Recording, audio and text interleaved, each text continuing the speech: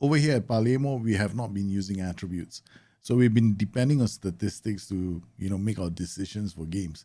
And on today's show, we're gonna go through our tactics and we're gonna take a look at our performances and we're gonna play a couple of games and we're gonna try and see how playing without attributes affects the style of play that we're trying to put out. You can always catch me live streaming the Palermo project over on BTN Live. I also stream on Wednesdays and Fridays and sometimes occasionally even on Twitch. In the last couple of seasons, we've been doing a 4-3-1-2, 4-3-3 split. What this means, I actually play the game and then depending on the situation, I will change to a 4-3-3 DM. But a lot of it depends on the situation in the game. In order for me to play like this, I actually have to go out there and scout players and bring in players who are able to play in at least one or two positions. Furthermore, and this is the really important bit, in order for me to decide the players that I'm going to be putting out on the pitch, I actually have a spreadsheet. Yeah, I know, it's a bit sad. But I take this, there's no other way in the game for us to collate defensive actions. Basically, what I'm trying to do is I'm trying to find out in my team who are the most hardworking players, because statistics actually tell us if the player is doing his job. Attributes tell us whether or not the player has maybe, the skill set to do the job. But sometimes there are other factors that come into play. And these factors, sometimes they tend to be things like hidden attributes, maybe the quality of the player. It's very hard to say. This is, after all, a game that was designed by Sports Interactive. They wanted to include the unpredictable human element, and you'd be very surprised to find out that my best defender looks something like this. Now, I have been using this defender for a really long time now. The reason why his attributes are visible is because we showed these attributes a while ago, and we want to impress on people that, in the game of Football Manager, it is what's more important is how the attributes are distributed. Here, he's got very good jumping reach. He's got good anticipation, fantastic concentration, very good positioning, and his tackling is only 12. Now, this is the thing here. You don't need defenders to have exceptional tackling. They need exceptional mental attributes. And, the statistics have borne this out. For the last couple of seasons, Tobias Augustin Anderson has been one of the best defenders in the Serie A. Our Tobias Augustin Anderson, well, he's been playing for our Serie A side now for quite a while. We signed him on a free way back in 21-22 and we were still in Serie A. He made 12 appearances and he's continued to headline our defense. And he's produced fantastic numbers for the last few seasons. Now, I know I have a lot of requests to share my Excel spreadsheet. I'm holding off on releasing the complete one until closer to FM23. I'm working on certain things to make it a bit more easier for you guys, and I need you guys to bear with me. Meanwhile, you can still use the one that I've shared on the SI forums. It doesn't include all the metrics, but it's a starting point in case you're familiar with Excel. Let's quickly talk about our tactic. Now, tactic is pretty straightforward. I've got something called the 4-3-3 Palermo Palmer. Now, here we've got a wingback on attack. They're both told to sit narrow, right? I want them to cross from the byline, sit narrow and mark tighter. The one on the left is told to sit narrow and mark tighter.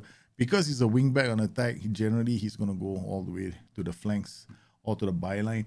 And then we've got two ball-playing defenders. I've told them actually to dribble more because I like ball-playing defenders actually carrying the ball. And then we've got DM on defense. We've got box-to-box midfielder has been told to move channels and mark tighter. We've got a Mazzala told to shoot less often, tackle harder. We've got an inverter winger who's been told to take more direct passes, take more risk, shoot less often, stay wider, tackle harder, mark tighter. The idea is I want him to do diagonals across to the other pitch. It would be good if I had a player who had the trait, likes to switch ball to the other flank. Then we've got inside forward who's been told to shoot less often, which sounds a bit stupid, but I'm going to remove this. Then we've got a pressing forward who moves into channels, close down more, and tackle harder.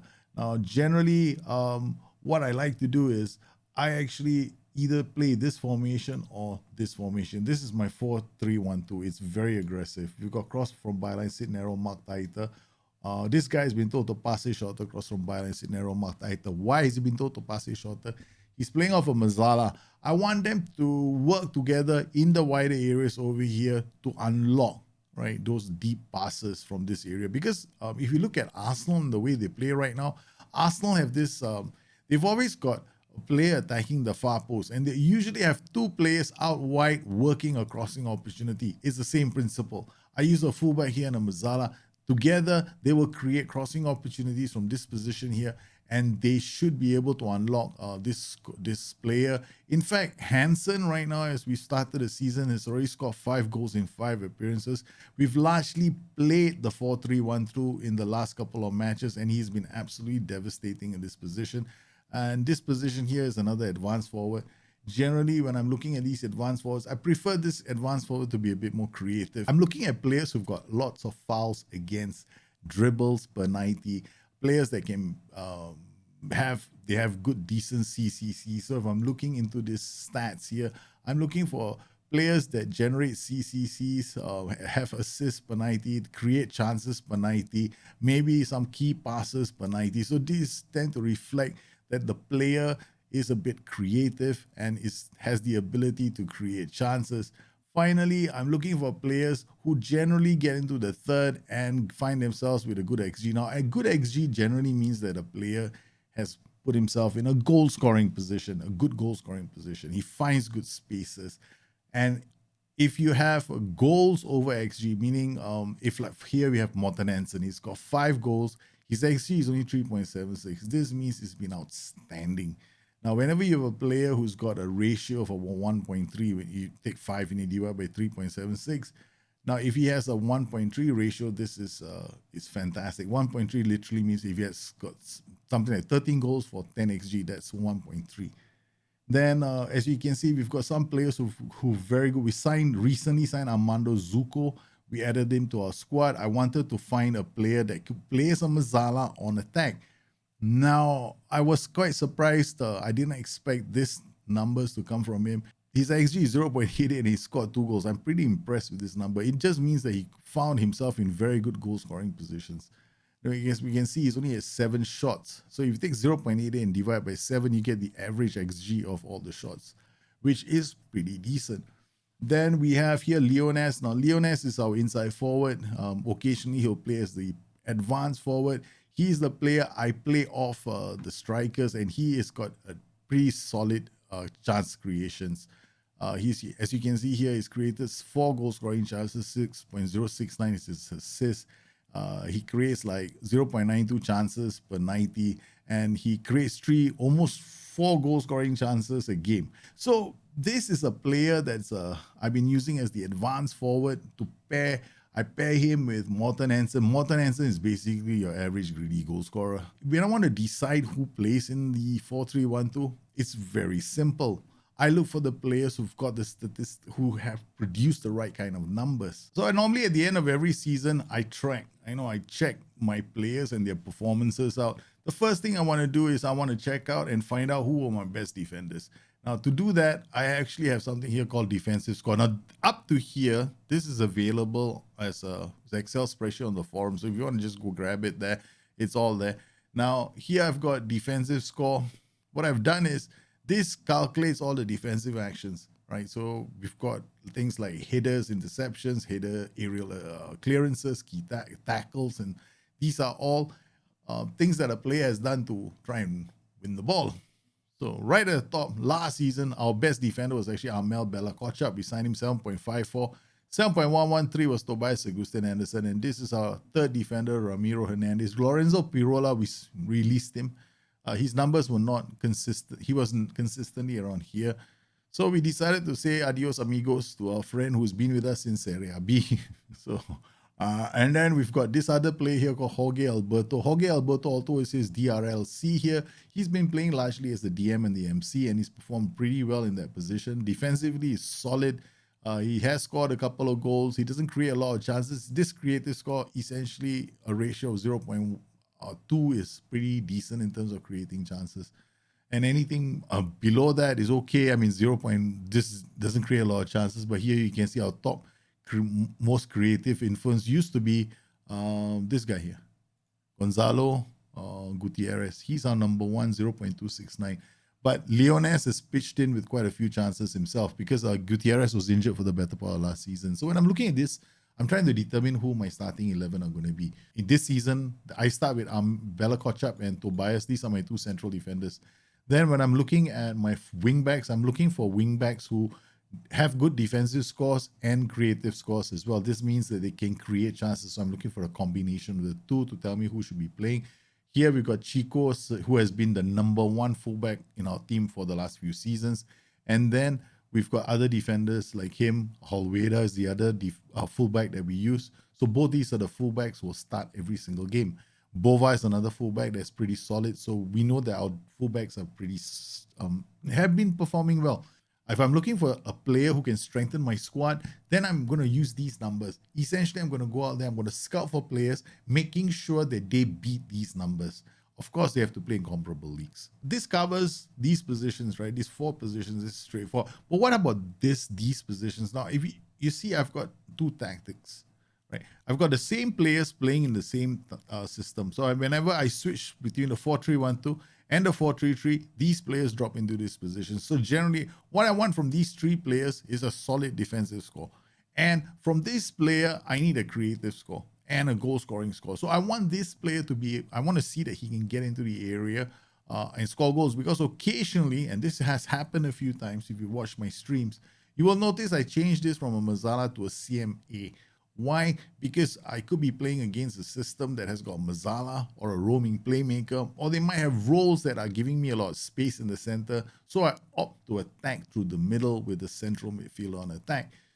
In which case, whenever I choose to field a player in this position, he needs to have decent goal scoring. If I'm looking at my spreadsheet again, these are the numbers from last season. When I'm looking at this, something stands out again. Last season, this guy was solid at anchoring, right? He's got pretty decent defense. He's got 2.6 among my defenders. He's not too bad, but Jorge Alberto is actually far better at this position. So Jorge Alberto is almost making he's taking a claim right now, because he's played a couple of games. He's made 10 appearances. In the 10 appearances, he's played as a DM and as a central midfielder on defense. He has actually outperformed Tarcisio. Tarcisio happens to be my number 1 player. So now there's a bit of there's a solid competition between the two. And this explains why this player, I've been receiving £10 million offers for him lately. I've been receiving quite a lot of offers from big clubs that they want to sign him. So I think I should consider playing Jorge Alberto a bit more this season. So Tarcisio could be in trouble. This just means that when I'm looking at these numbers, this is ringing a few bells in my head. And then in the Mazzala position, we've got this player, 2.872, very solid defensively, gets into the area but doesn't score a lot, but creates a lot of chances. And then at the bottom here, we've got the other midfielder that I'm using, doesn't create as many chances, scores a few goals, and is pretty solid defensively. Looking at my own tactic here, these are the positions they've been playing in. So going forward, I could reasonably start with Jorge Alberto here, Fatih Kanti. These are the positions, and of course, he is the creative force in our team.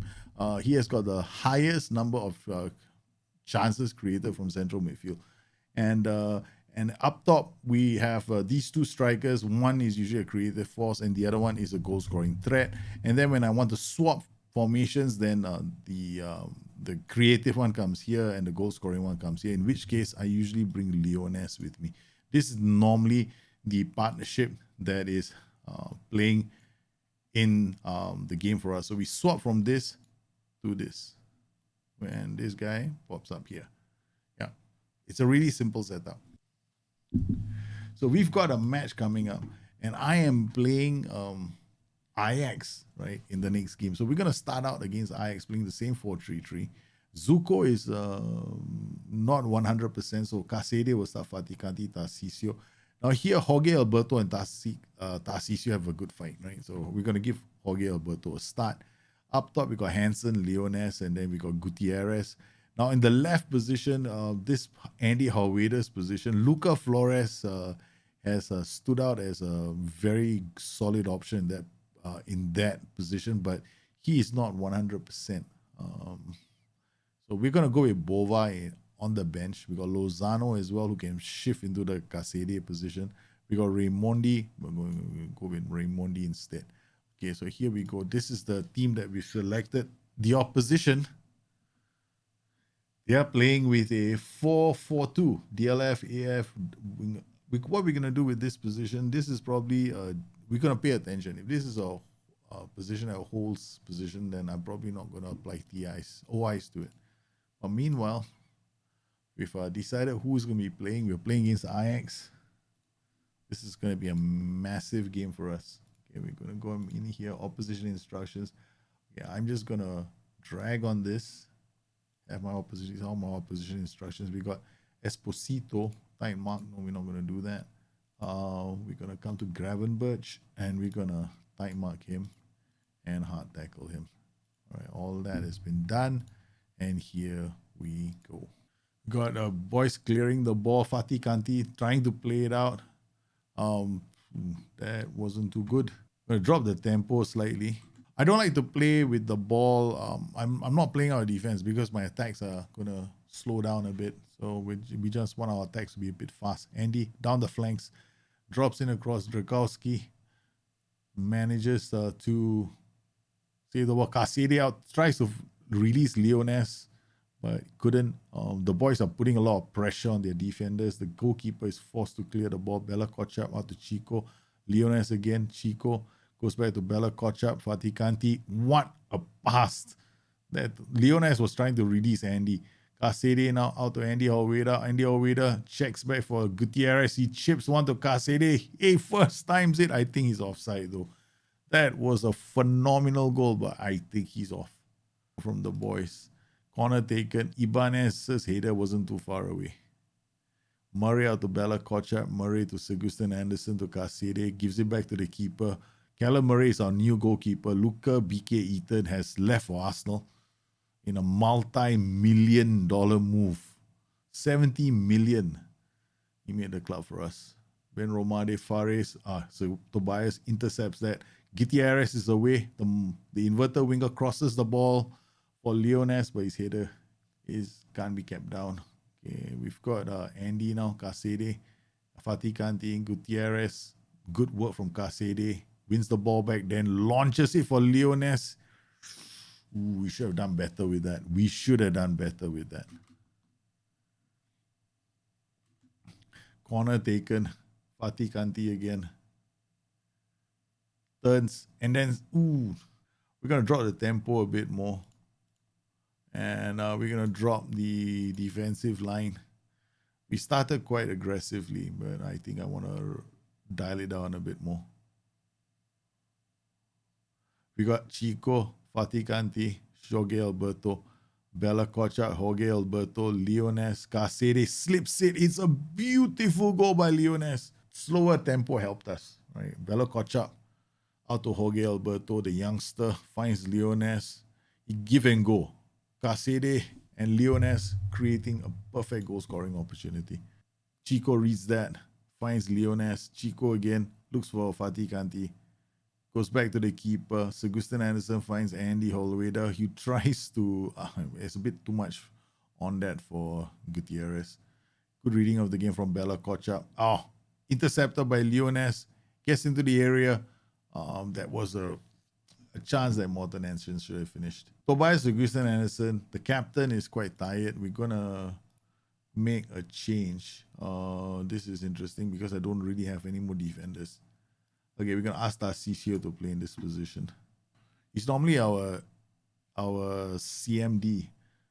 But Ramiro Hernandez is injured, so we're going to have to use Tarcisio as a defender. Farias, good block from Tarcisio. Corner taken. Punched away. Or rather, headed away by Leones. Palermo 1-0 up on Ajax. Okay, we got both. This is not looking good. Okay, Fatih Kanti is on a yellow card. What I want to do is I want to bring on Raimondi. Sorry, Fatih Kanti is not on a yellow card. He's not playing well. So we're going to take him off. Now that was Jorge Alberto losing out. That's offside.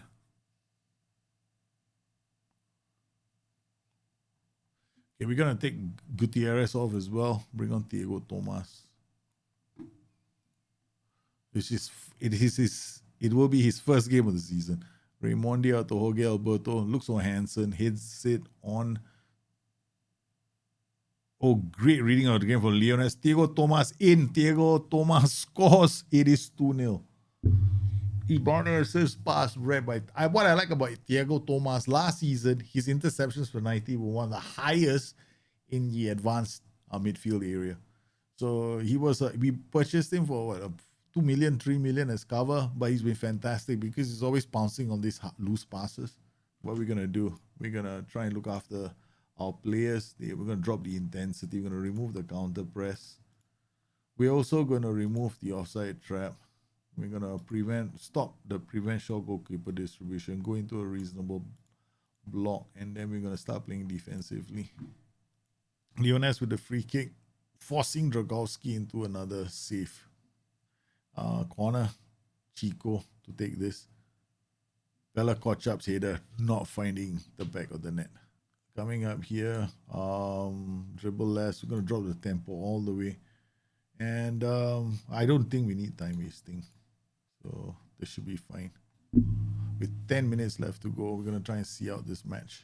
And we have a focus shout for the last couple of minutes. That should be enough. Yep, we've done it. We've beaten Ajax. And we've done enough right now to continue.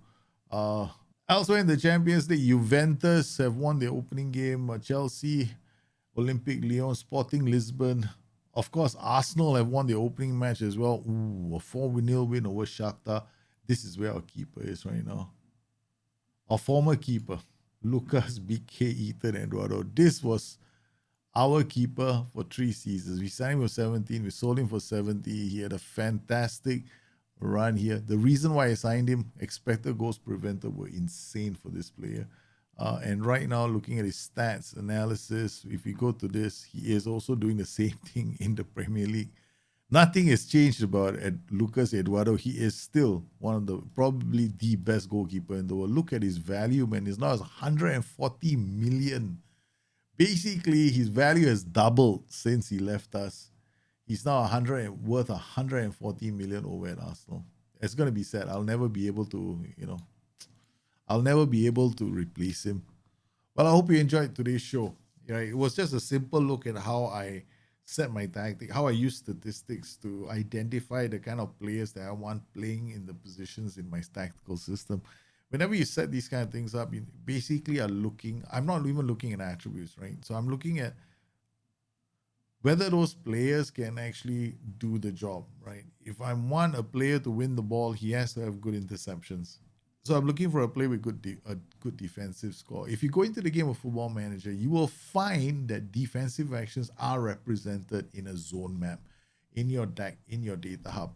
But the zone map doesn't tell you who or which group of players in your team are leading in terms of defensive actions. So I had to take all that data and just put it into a spreadsheet so that I could find out that information. And I found that while it's useful, sometimes that information is just too much. I don't know how else to describe it, but previously, if you looked at a player's attributes, you go like, okay, this player, he has the attributes to play in the position, right?